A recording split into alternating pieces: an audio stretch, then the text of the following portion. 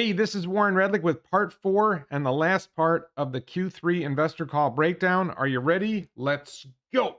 Hi, good afternoon, and thanks for taking my question. I think it was at your annual shareholders event where Elon mentioned that the prices of many of the materials used in your production have started to come off the boil.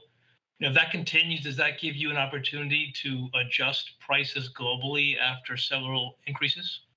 Well, we're looking at the prices of at our prices closely. I mean, obviously, anyone can just Google what the price of, the future price of copper or steel is going to be. It's just like one Google search away, and everyone can see that the commodities on a go-forward basis are on a dropping line. But in electric vehicles, things like battery grade lithium are still crazy expensive. So we've got a mixture of things where prices are dropping and things where prices are increasing. Say quarter, steel, aluminum has dropped anywhere between 17 to 20% at the same time on the battery side. The cost of shipping has come down tremendously. Yeah. Like last year, the cost of a container on the spot market from Shanghai got as high as $20,000. Wow. And now it's $3,600. It's come back to reality. Yeah. We're seeing deflation in a lot of commodities, with a few exceptions, as you mentioned, on batteries. There was a question about, the cost structure of what's going into Tesla. And in a lot of things, the costs are going down. The cost of steel's down. The cost of some other components is going down. The cost of shipping has come down.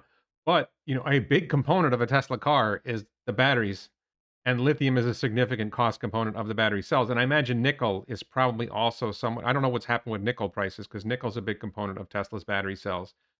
So lithium has gotten a lot more expensive, and that's a key component that's going into electric vehicles because electric vehicles have a lot of lithium in them. That may be keeping costs up. The question was about whether it's affecting Tesla's pricing of their vehicles. And I think, and I don't remember if they got into that in the answer, the pricing of Tesla vehicles is driven more by demand, them not wanting to have people have a long wait for the cars. Like if you price the vehicles low enough, then the demand goes up and you get so many orders that people have to wait a year for their car, and you don't want that. So my impression is Tesla's increasing the price of the vehicles has been to minimize wait time so people aren't waiting 6 months for their car. And so the fact that materials costs go down wouldn't change that calculus. And I don't think they addressed that in the question, but let's listen some more. More deflation than inflation. Definitely. And again, this is publicly available information. Anyone could just Google it. And I think Kathy Wood at ARK Invest is trying to make this point over and over again to the Fed, and the Fed is not listening because they're looking out the rearview mirror instead of looking out the front windshield. Just add a little bit more context. So, commodity increases were the highest in Q3 that we've seen over the last 2 years. And so, when indexes change, it does take time before they flow through our financials. Yeah, there's latency. This is why I say the Fed's decisions make sense if you're looking out through the rearview mirror, but not if you look out the front windshield. This is one of those moments when Elon's interrupting, Zach's making a point, and Elon goes off on a different tangent. Zach's point is, we paid for the stuff that's going into the cars. The stuff that's going into cars that are being sold tomorrow, those materials were at the higher prices, right? Those cars were built with the stuff when they cost higher prices. The vehicles we're building 6 months from now that we're going to be delivering 6 months ago, those might be built with the lower cost structure we have today. But the stuff that we're delivering today was with the higher commodity prices. So there's a lot of adjustments they got to make there. And that's like Elon let Zach talk. That's one of those moments where you interrupted for a different topic than what Zach's trying to say. And I think Zach gets back to it. Let's see what he says. Yeah, and so at least of what we know so far, so peak on the commodity side in Q3, I say peak, hopefully it stays the peak. Hopefully it starts to come down. There is a small amount of reduction that we're seeing going into our Q4 cost structure, from steel and aluminum primarily. But it's less than 10% of the total increases we've seen so far. So, we're optimistic here based upon what we're seeing on the indexes for some of our cost structure, that this will start to come in over time. But I just want to set expectations that there's not some windfall of cost reduction in this space coming in Q4. Maybe some as we go into next year. Yeah, I think we'll probably see some cost reduction in 2023. I'd be surprised if we did not. So again, Elon's sort of like chipping in. I thought Zach was clear, and Elon's chipping in. Zach is saying that lower cost of commodities that we're seeing is not going to be a factor in Q4. We should see that come into play in 2023, but it's, Q4 is still going to have the when we have Q4 earnings report and we have the numbers and cost of goods sold, that's going to be with the higher commodity prices because the vehicles that are sold in Q4, might have been built in Q3 or were built with commodities that were purchased in Q3, which is when the peak price was. So heading into 2023, those vehicles will have lower costs of goods sold. This is for Elon. With your pending acquisition of Twitter and your stakes in SpaceX and Neuralink and Tesla, how much would the combined companies benefit from operating under a single superstructure, if at all, similar to Google or Alphabet? I just hate this question. This is such a dumb question. I don't know why people think this makes any sense, but all right, let Elon take it. It's not clear to me what the overlap is. It's not zero, but I think we're reaching. I'm not Warren Buffett. I'm not an investor. I am an engineer and manufacturing person and a technologist. I actually work and design and develop products. That's what I do. So it's not we're not going to have a sort of portfolio of investments or whatever. I don't see an obvious sort of where they could get combined under an umbrella, at least right now. I'm excited about the Twitter situation because obviously I know that product incredibly well, and I think it's an asset that has been has sort of languished for a long time, but has incredible potential. Although obviously myself and the other investors are obviously overpaying for Twitter right now. The long-term potential for Twitter, in my view, is an order of magnitude greater than its current value. Now, that was a big deal. I have been saying that I think Elon's going to 5x the value of Twitter, and he just said an order of magnitude, which is more like 10x. So Elon sees huge potential in Twitter. I didn't think this was really relevant to the investor call. It was barely relevant to the question, but it's a pretty bold statement from Elon. Like I said, I thought he's going to 5x Twitter. Sounds like he thinks he's going to 10x Twitter. And look, fundamentally, Twitter, the management of Twitter, has not done anything to maximize the value of Twitter. Let's go to the next question from Pierre Ferragut from New Street Research. I'd love to have another update on 4680, Drew. And so last time we talked about it, it was question about scaling out manufacturing, and there were still a few things to get right. Is it fair to say that now you are at scale and it's just a question of logistics to get bigger? So that's question number one. And then question number two, on the kind of innovation and cost reduction and efficiency improvement kind of path that you described at the Battery Day, where are we today, and how much time is it going to take to deliver all the potential you outlined then? I just want to say here, I love Pierre Ferragut. I think this was the best analyst question that we had. It's a detailed question about 4680 going back into the improvements of Battery Day. That's a deep question because Battery Day was like 3 years ago. And he's diving deep on this question. I love the question. Let's see how Drew handles it.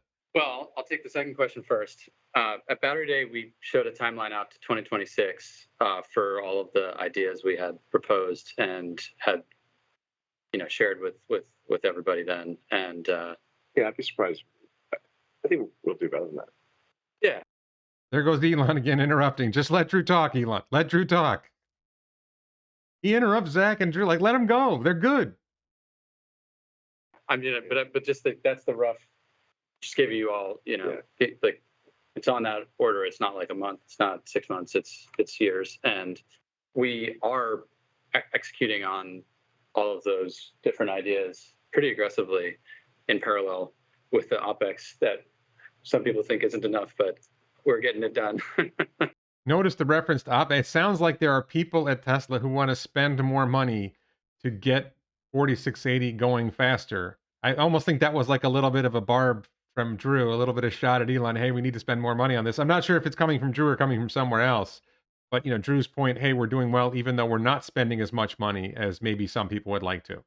Turning down POs, No, yeah. Exactly. So yeah. Or great talent. We find awesome engineers, we bring them into the company.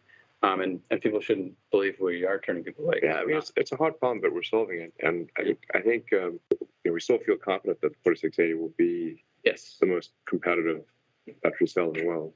And it's the whole system around it, right? It's not necessarily a specific form factor. It's the attention to detail on how to break costs out of the manufacturing process, how to remove processing steps. And all the way down, from the mine to the cell. Yeah, exactly. Many steps along the way. Yeah, and for those who watch the YouTube videos, like our on-site cathode facility is coming together. Really excited about that, which is a part of the plan that we discussed on Battery Day. Yeah, we're also building a lithium refinery in Corpus Christi. Yeah. We're putting our money where our mouths are in all the various efforts that we discussed on Battery Day. On the technical challenges and the ramp question, which is your first question on 4680. Look, no ramp is ever easy, even at the end when you're 80% to the end. Like it's still very challenging to get to the end, and that sort of leaning out of yield, the final cycle time, to achieve target. You mentioned logistics. It's not something that we're specifically focused on, I guess, but eventually could be a problem as we're talking about hundreds of gigawatt hours at different sites across the United States. Hundreds of gigawatt hours at different sites across the United States. Again, not North America, United States. They're expecting to have multiple factories producing battery cells across the United States, hundreds of gigawatt hours.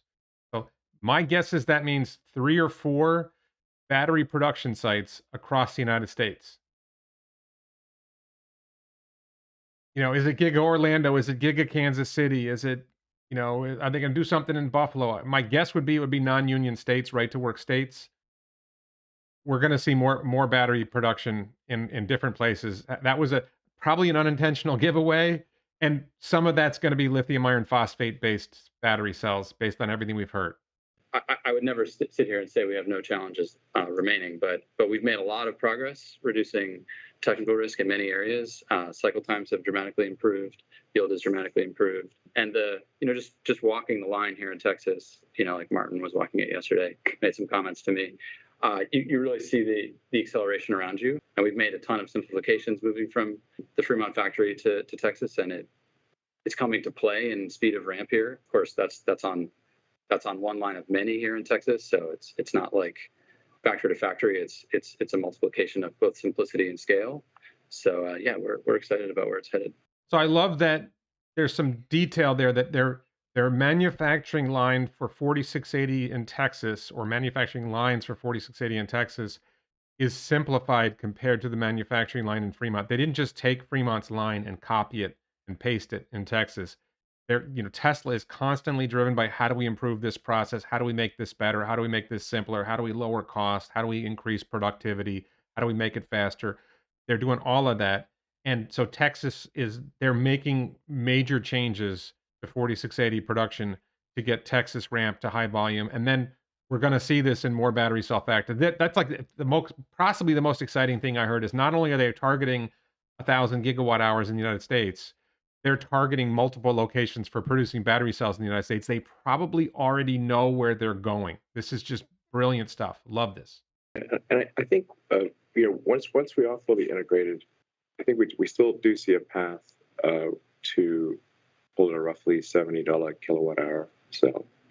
Okay, so that was huge. $70 kilowatt hour cell. I believe he's referring to the nickel based 4680. I don't know what he's thinking about with lithium iron phosphate based cells and whether those are 4680s or not. A $70 kilowatt hour battery cell is significantly less expensive than what they were paying a couple years ago. I think they're still paying $100 or more a kilowatt hour for their battery cells. So if they can start producing battery cells for $70 a kilowatt hour, and they're getting a $40 a kilowatt hour tax credit from the Inflation Acceleration Act, from the IRA, their cost of battery cells to go in the vehicles just plummets. And then your cost of goods sold goes down, and that's where huge margins come in. So you're looking at next year, as they're making more 4680 based vehicles. I don't think they're going to get to $70 a kilowatt hour right away. That's probably going to be in 2024. But you're going to see like these massive gains from that. On top of, what happens to the massive gains when you get, quote, level 4 on self-driving cars? The revenue generation from that's insane. So the prospects going out to 2024 for Tesla are insanely good. And Wall Streeters just completely don't see the upside from the robotaxis and the lower cost side from the Inflation Acceleration Act and the improvement of 4680. Pierre Ferragu gets it, right? A couple of the Wall Street analysts who are on this call get it. The vast majority don't get it. The vast majority of Wall Streeters don't get it. A lot of, like I don't even think Gary Black gets it. And I think Gary Black is relatively positive about Tesla, but I don't think he gets it either. Before any incentive. Before incentive, yeah. And the next question comes from Tony Sacconaghi from Bernstein. I just wanted to follow up on the 4680 cells and where we are seeing them deployed today. So are those in the semis that are being delivered on December 1st? Are we seeing them in Model Ys that are being produced out of Austin? And do you anticipate 4680 being a gating factor for Cybertruck ramp later this year? And how do you balance the need for 4680 across semi, Cybertruck, and potentially Model Y in 2023? I don't love Tony, but this is a really good question. Well, a semi doesn't use the 4680s. Yet. Yeah. So that was a big detail. And I was wrong on this. I thought they would only use 4680 in semi because to me, it doesn't make sense if you think you're going to be making 4680 semis down the road, it doesn't make sense to make them with 2170s and switch. Drew even suggested we don't like having to switch things around, but it appears they must be using 2170s. They're not using 4680s in semis yet. Yet was the answer. We are making Model Ys. Some of the Model Ys coming out of Giga Texas are 4680. And I think, Drew, the car you drive around is 4680. Yep. Model Y. 10,000 miles. 10,000 miles. Yeah, it's pretty good. No problems yet. Yeah. Structural pack. Yeah. Yeah, I mean, our output at 4680 is growing exponentially. I just love the fact that Drew is driving a, I don't know, $60,000 car or $70,000 car when the guy is worth like, I don't know, $50 million. That Drew is not driving a Model S or a Model X is amazing to me. But, maybe his wife gets the Model X. I don't know. And, the Model Y 4680 is a pretty cool car. Honestly, I picture Drew in like a Model S plaid. But, I think maybe it's important to him as the engineer, probably, pretty close to the lead engineer on Model Y 4680 structural pack. Maybe it's just important to him to drive that car. Like he needs to see it, experience it. And that gives him more perspective on because that's like a critical component of the growth of the company. But it's worth bearing in mind, like there are entire highly competitive companies that are very smart that all they do is make battery cells. This is simply one segment of Tesla. So it's not a total walk in the park. No, there are challenges still ahead that we have not yet surpassed, no doubt. I don't think they really answered Sakanagi's question. The best I got out of this answer was we're not using 4680s in semi yet. We are using 4680 and Model Y. It doesn't sound like they're using 4680 anywhere else, and they didn't really address Cybertruck. He's saying, do you need 4680 to make Cybertruck work? And I didn't hear that answer. Maybe it's coming. I don't think they answered that question about Cybertruck and 4680. And it's an answer I want. We don't anticipate this being any limiting factor for Cybertruck or anything else. Okay, I'm wrong. We don't expect this to be a limiting factor for Cybertruck. Now, he didn't say Cybertruck will have to use 4680. So does it mean it's not a limiting factor for Cybertruck because by the time Cybertruck comes, we're going to have enough volume, it won't matter? Or does he mean we have plans to manufacture Cybertruck with 2170 cells if necessary? Not really an answer. I think the answer is we're going to be producing 4680s in such high volume by the time we're ready for Cybertruck that it's not going to matter. Because if you're tripling production of 4680 every quarter and you expect to be at 1,000 Model Ys a week somewhere in Q4, then by Q3 of 2023, you should have such a huge volume of 4680s, it doesn't matter. I guess that's the interpretation, but I'm not sure. Okay, thank you. And the last question comes from William Stein from Truist. I guess I'll go at one that I asked last time, Elon, which is your expectation for the likelihood of commercial success in each of the three major AI endeavor, FSD, sort of as imagined without a driver, the training computer, and of course Optimus. I got to say, this is a question I wouldn't have thought of. I thought it was a really good question, and I think the answer is kind of interesting. We'll achieve full self-driving, full autonomy. My probability of that occurring is 100%. We're almost there. And then, of course, we got to prove it to regulators and get the regulatory approvals, which is outside of our control. Anyone who's driving full self-driving, has the full self-driving beta in the car, can see the rate of improvement. So I drive full self-driving beta. I've been driving it for over a year. I see a lot of improvement. I think he's overestimating our ability to see the rate of improvement. I think that inside Tesla, they have better measures of improvement. Like I can see, wow, it does speed bumps now. It sees speed bumps now and slows down for them. It didn't do that before. It sees debris in the road, like palm fronds in particular here in Florida. It sees palm fronds in the road and avoids them. Okay, I'm seeing that improvement. The unprotected left turn is better. It used to not do unprotected left turns well. Now it does unprotected left turns pretty well in some circumstances, but not all. It's gotten a lot better around. I see a lot of things, but I don't have that larger context of what's left to be done. I don't feel like we as FSD beta drivers really can see the rate of, we see improvement, but can we see the rate of improvement? And then as humans, we focus on like how does it feel compared to the last time I drove it? It's hard for us to maintain the perspective, well, how was it a year ago? I personally don't feel like I remember that well how well it was a year ago.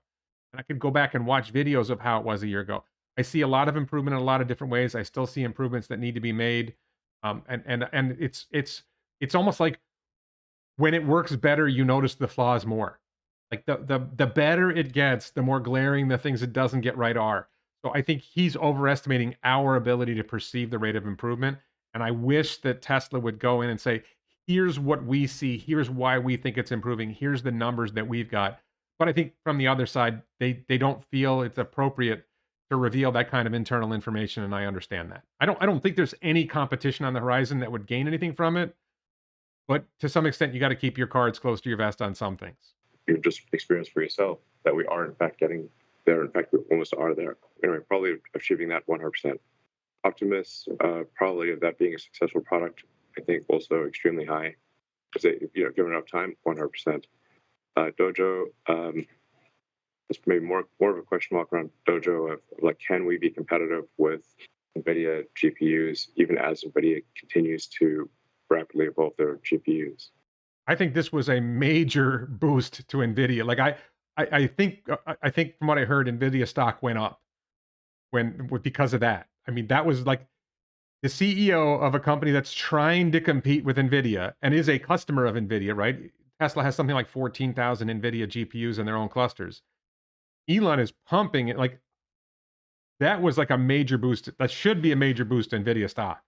That's somebody who's trying to compete with NVIDIA saying, wow, these guys are good. We think we're going to get better than them, but they're really doing well. Like even if Dojo gets better than NVIDIA, like NVIDIA is still like in a solid number 2 position, and there's still a huge market there. So very interesting that he pumped NVIDIA that way.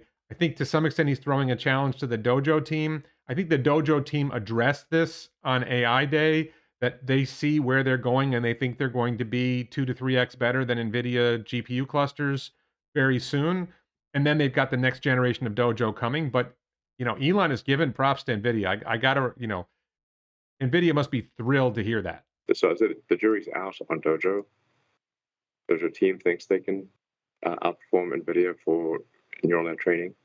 But the jury's out, and we'll probably know, I don't know, next year if that's if that's true or not. But we think we're probably we think it's let's say the architecture of Dojo has is the right architecture to win. Depends on how well we execute within that architecture. I just thought, this was relatively upbeat on Dojo. It looks good. We've got the right architecture. It's really about execution. But, it's a big challenge, and NVIDIA's not sitting still. Again, a lot of credit to NVIDIA. I'm optimistic about Dojo. I think from what I saw from the Dojo team at AI Day, and from what I think is coming with the next generation of Dojo, which is probably a couple years away, I think there's a lot of promise for this to be a big business. I don't think most people understand the potential for AI training as a big business, but this could be literally, hundreds of billions of dollars in revenue for Tesla in the future. This is a monster potential business. The entire world of software may be converting over to AI and need AI training supercomputers for that purpose. The value is off the charts. So we'll see where it goes. I mean, and, AI Day, they were really committed to we're going to be building a bunch of this stuff. So I, I wonder if if he's sandbagging a little bit. Maybe, I don't know. I think, unfortunately, it's all the time that we have today. So thank you so much for your great questions, and look forward to talking to you in about 3 months from now. The short-term stuff, just to summarize what we had in this investor call, the short-term stuff was frankly not great. Earnings per share was below expectations. Revenue was below expectations. Average selling price of the cars was below expectations. There's a lot of little things in here that were like disappointing to me, frankly. And this is, partly that getting that short-term focus gets you sidetracked from what's really important. The rest of the call, some of the other details, the cash flow is fantastic when you get into the number side of things. When you get into the like, where's this company going? The prospect of Robotaxi coming really soon, the prospect of bot very likely to be successful. I don't think most people get where bot is. I see bot. I think Dave Lee sees bot. James Dalma obviously sees bot. There's a lot of potential for bot to take things forward, but so many good things. 4680 progress, making great progress. So many good things here that this Robotaxi vehicle of the future, the low cost that they're anticipating for building a vehicle, $15,000 to $20,000 cost for building this vehicle. I'm guessing this is going to be blowing us away, and we're going to be hearing about this sometime in the next 6 months. We're going to get some more detail on that. The prospect of Cybertruck going live soon. So many good things happening. 50,000 semis a year, maybe 2024. This is fun. I'm having fun. I hope you're having fun. I'm really optimistic about the long-term future of Tesla. Keep in mind, Tesla's the next Tesla. We're kind of in a dip now, but we're kind of in a dip now, but this is where we're heading. And I think Elon's, $4 trillion market cap down the road, or $5 trillion market cap down the road, is massive sandbagging. I mean, when you think about the value creation of Robotaxi, I'm not wearing the insanely gigantic shirt, but the value creation of Robotaxi is insanely gigantic. It's not 5 trillion, it's 50 trillion. But that's down the road. That's 5-10 years down the road, and we're going to see that, huge market cap. We're not just going to 5x, we're not just going to 10x, we're going to 20x. But in the short term, we're not seeing the growth that I thought we were going to see, and that doesn't translate for 2023 into that much growth. Except in 2023, we may see much higher margins thanks to the Inflation Reduction Act or the Inflation Acceleration Act tax credits. If they can drive down battery costs, the cost of goods sold goes down. It seems like Tesla's confident they're going to sell every vehicle at reasonably high prices for the next year or so. A lot of great things happening, a lot of growth coming. So I'm stoked. I hope you liked it. Please check out the t-shirts at elonbits.com. Please support this channel on Patreon, on the Locals platform, or as a YouTube channel member. Please check out my other videos. Please like this video, share it with your friends. Please subscribe, and thank you so much for watching.